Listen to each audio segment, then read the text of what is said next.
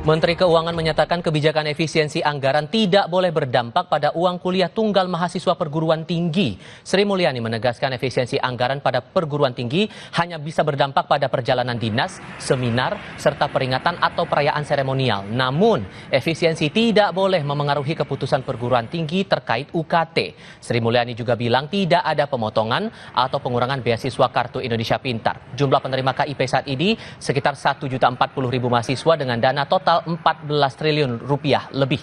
Perguruan tinggi akan terdampak pada item belanja tersebut.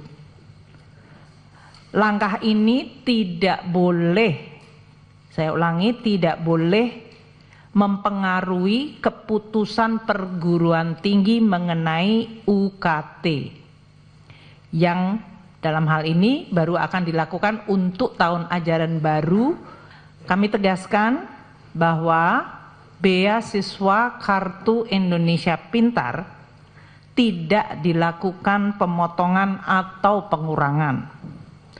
Untuk mendapatkan data, jumlah penerima beasiswa Kartu Indonesia Pintar untuk tahun anggaran 2025 adalah sebesar 1.040.192 mahasiswa penerima beasiswa Kartu Indonesia Pintar.